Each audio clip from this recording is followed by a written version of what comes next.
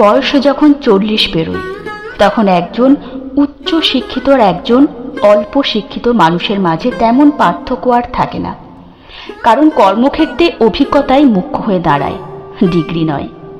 50 বছর বয়সে এসে মানুষ বুঝতে শেখে কে ফর্সা আর কে কালো, কে সুন্দর আর কে সাধারণ। এসব বিষয় ততটা গুরুত্ব পায় না। তখন স্বাস্থ্য, মানসিক প্রশান্তি আর পারিবারিক সম্পর্ক হয়ে ওঠে মূল আলোচ্য বিষয়। 60 বছরের কাছাকাছি পৌঁছলে উচ্চ পদস্থ চাকরি আর নিচু পদস্থ চাকরির গৌরব কমতে থাকে। একজন প্রাক্তন ব্যবস্থাপক আর একজন প্রাক্তন পিয়ন দুজনেই হয়তো একই পার্কে হাঁটছেন, একই ক্লাবের সদস্য হয়েছেন।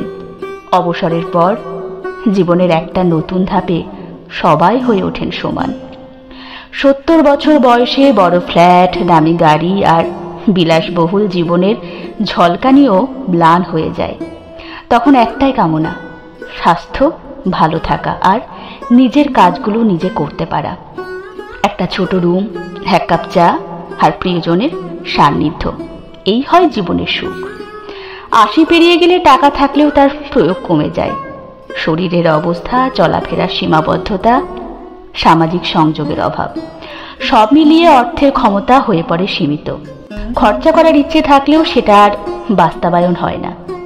90 বছরের আশেপাশে এসে ঘুম আর জেগে থাকার সমান হয়ে যায়। অনেকেই তখন নিজের অস্তিত্ব নিয়ে ভাবতে শুরু করেন। সকালে সূর্য ওঠা, রাতের চাঁদ দেখা সবই যেন একটা অভ্যাস মাত্র। প্রিয়জনেরা তখন ব্যস্ত হয় নিজেদের জীবন নিয়ে। 100 পেরোলে তখন আপনার বেঁচে থাকা আর না থাকাতে কিছুই যায় আসে না।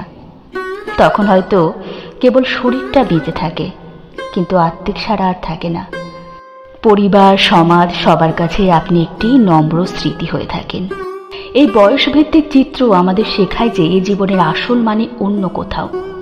এটি সাফল্য, সম্পদ কিংবা বাহ্যিক সৌন্দর্যে নয়, বরং জীবনের মানে লুকিয়ে থাকে দয়া, শান্তি, ভালোবাসা আর পারস্পরিক শ্রদ্ধায়।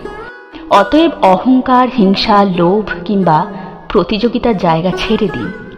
পুরনো চিন্তা ভাবনা থেকে বেরিয়ে এসে মানুষকে ভালোবাসতে শিখুন।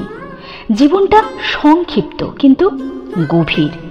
প্রতিটি মুহূর্ত উপভোগ করুন। অন্যের ক্ষতি না করে নিজের ও সমাজের জন্য কিছু করে যান। এই ভাবনায় পৃথিবীকে করে তুলবে আরো সুন্দর, আপনার জন্য, আমার জন্য, আমাদের সবার জন্য।